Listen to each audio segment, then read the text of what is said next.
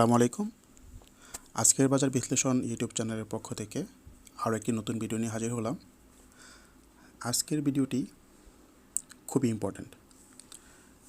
আজ আলোচনা করব যে আমরা ট্রেডিং সময়ে যে 10টা থেকে আড়াইটা এই 4.5 ঘন্টার ভিতরে কখন শেয়ার কিনব। কারণ আমাদেরকে শেয়ার কেনার সময় প্রফিট করতে হবে। হ্যাঁ, আমরা যদি কেনার সময় যদি ঠিক দামে কিনতে না পারি তাহলে কিন্তু আমরা সেল করার সময় বেশি প্রফিট পাবো না। তো আমরা ভুলটা কোথায় করি সেটা আজকে আলোচনা করলে বুঝতে পারবেন। তো পুরো ভিডিওটি মনোযোগ সহকারে দেখবেন, আশা করছি কাজে লাগবে। আমরা যেটা করি যে যখনই ট্রেড শুরু হয় 10টা বাজার সাথে সাথেই ইন্ডেক্স একটু প্লাস থাকে, তারপর সব শেয়ারের প্রাইসটা এমনিতেই 5% 6% শুরুতেই বেড়ে যায় বা 3% 4% বাড়ে। ওকে, এখন আমরা শুধু ওয়েট করি যে কখন 10টা বাজবে কখন শেয়ার কিনবো। আসলে ব্যাপারটা এরকম না। ব্যাপারটা হচ্ছে আপনাকে সঠিক সময়ের জন্য ওয়েট করতে হবে, যে আপনি যেখানে টার্গেট করবেন ওই প্রাইজে শেয়ারটা পাওয়া যায় কি না। আমরা অনেক সময় দেখি যে আমি যদি একটা শেয়ার টার্গেট করি যে আমি এটাকে 10 টাকায় কিনবো, বাট ট্রেড শুরুর সাথে সাথে সেটা 10 টাকা 50 পয়সা 60 পয়সা হয়ে গিয়েছে। আমরা করি কি 10 টাকা 60-70 আমরা টেনে নিয়ে নিই শুরুতেই। পরবর্তীতে কী হয়, ওই আস্তে আস্তে যখন দিন শেষে মার্কেট একটু খারাপ যায়, হ্যাঁ, তখন আমাদের মন খারাপ হয়ে যায় যে হ্যাঁ আমি তো অনেক বাড়তি প্রাইসে কিনেছি, এখন তো কমে গেল। তো এটার একটা সমাধান আছে, সমাধানটা আমি আপনাদেরকে দিচ্ছি। ধরেন এখানে স্ক্রিনে দেখতে পাচ্ছেন যে 10টা বাজে একটা শেয়ারের দাম 5% বাড়লো। হ্যাঁ, আবার ধরেন বাজার ভালো, ইন্ডেক্স 20+। তো 12টা বাজে ওই শেয়ারটা ধরেন আরও 2-1% ভালো, তাহলে 6 থেকে 7% বেড়ে গেলো। তাহলে 10টা থেকে 12টা এই 2 ঘন্টায় ইন্ডেক্স 20-25-30+ একটা যেটা আপনি কিনতে চাচ্ছেন যে আইটেমটা, সেটা 5 থেকে 6 বা 7% বেড়ে গেল। এখন আপনি হয়তো ভাবতেছেন যে হ্যাঁ এটা তো বেড়ে গেল, ভলিউম ভালো, এটা হয়তো আর কমবে না, আমি এখানেই নিয়ে ফেলি। ওকে, আপনি 6% 7% বাড়িয়ে দুপুর 12টা বাজে বা 12:30 বাজে আপনি একটা শেয়ার কিনলেন বা সকালেই কিনলেন। হ্যাঁ, এখন প্রবলেমটা কোথায় হয় দেখেন, যখনই দুপুর 2টা 1:30 1টা, প্রায় সাধারণত 1:30 পর থেকেই প্রবলেমটা হয় যে 1:30 যখন বাজে তখন বাজারে একটা সেল প্রেশার আসে। হ্যাঁ, অনেক সময় ইন্ডেক্স সকালে 20+ ছিল, সেখানে কিন্তু কি 1:30 2টার পরে ইন্ডেক্স 20- হয়ে যায়।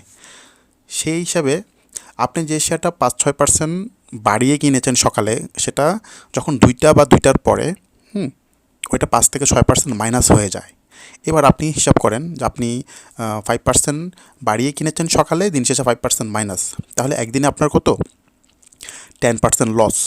একদিনেই যদি একটা শেয়ার কিনে 10% লসে চলে যান, তাহলে তো আপনি আসলেই প্রবলেমে পড়ে যাবেন। কারণ এটা আপনার কেনা দামে যেতে যেতে হয়তো 2-1 দিন সময় লাগতে পারে, আবার নাও যেতে পারে। এই জন্য কী করবেন? এজন্য যেটা করবেন যে সব সময় শেয়ার কিনবেন 1:30 2টার পরে। এখন অনেক সময় আমরা দেখি যে একটা শেয়ার সকালেই বড় ভলিউম নিয়ে ব্রেকআউট করে ফেলে। হ্যাঁ, ব্রেকআউট আপনারা জানেনই, কারণ আমি অনেকগুলো ভিডিওতে ব্রেকআউট নিয়ে কথা বলেছি। তো ধরেন ব্রেকআউট করে ফেললো, আপনিও কনফার্ম হয়ে গেলেন যে 1-2 ঘন্টা ট্রেড দেখেই ভলিউম ভালো, ব্রেকআপ তো আজকে তো ব্রেকআউট হয়ে গিয়েছে, এখন যেহেতু ভলিউম পেয়ে গেছে, 10টা 11টা 12টা বেজে গেছে, এটা আর কমবে না। আচ্ছা ঠিক আছে, আপনি কিনে ফেললেন, ব্রেকআউট কনফার্ম মনে করেই কিনে ফেললেন। বাট পরের 2 ঘন্টা বাজার, 2-2.5 ঘন্টা বাজার কেমন যাবে, 1:30টার পরে বা 2টা 2:30 পর্যন্ত বাজার কেমন যাবে আপনি তো জানেন না। তখন যদি ওই শেয়ারটা স্লো হয়ে যায়, ব্রেকআউটে আপনি কিনেছেন, পরবর্তীতে স্লো হয়ে গেল, তো সেখানে আপনার লস। হ্যাঁ, ব্রেকআউটও কনফার্ম করতে পারলো না, সে প্রাইসও ধরে রাখতে পারলো না, সেল প্রেশার দিন শেষে কমে গেল এবং পরের দিন শেয়ারটাও কিন্তু মাইনাস থাকে, এরকমই হয়। ঠিক আছে, তো আমরা একটা উদাহরণ দেখি, তাহলে হয়তো আপনি ক্লিয়ার বুঝতে পারবেন। এটা হচ্ছে বাংলাদেশ সাবমেরিন কেবল। এই ক্যান্ডেলটা হচ্ছে গত বৃহস্পতিবার, হচ্ছে 7 তারিখের ক্যান্ডেল। হ্যাঁ, 7ই অক্টোবরের ক্যান্ডেল। এই দেখেন এই শেয়ারটা ওই দিন কত গিয়েছিল? 236 টাকা গিয়ে গিয়েছিল। এখন কেউ যদি ধরেন 11টা 11:30 12টা বাজে যদি শেয়ারটা কিনে থাকেন, তাহলে হয়তো আপনি তখন 235-36 কিনেছেন।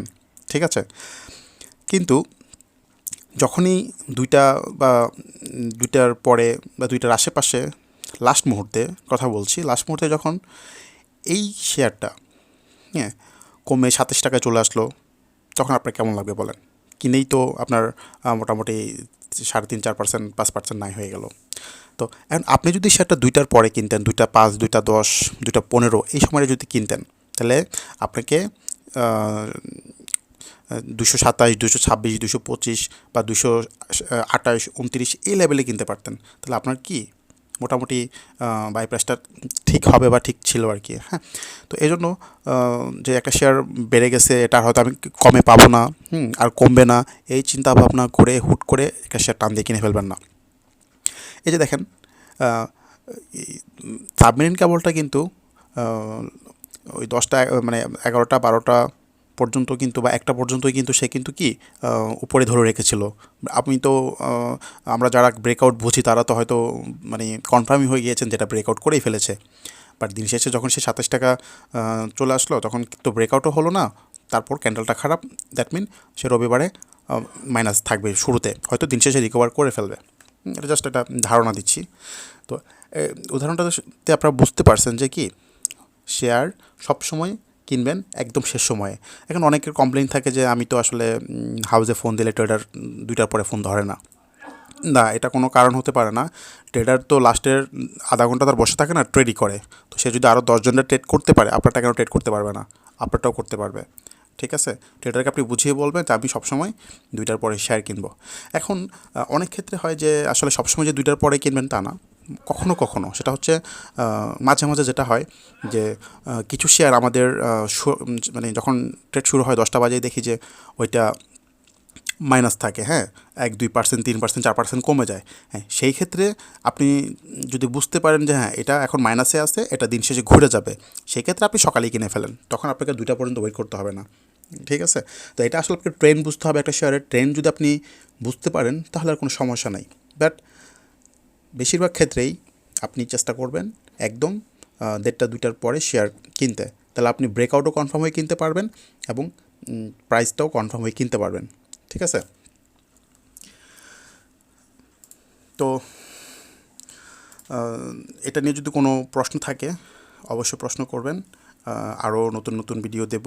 আর যারা সাবস্ক্রাইব করেছেন অনেক ধন্যবাদ, আর যারা করেননি করে নেবেন। আর সুন্দর একটি বাজারের অপেক্ষায় সবাই অনেক ভালো থাকবেন। আল্লাহ হাফেজ।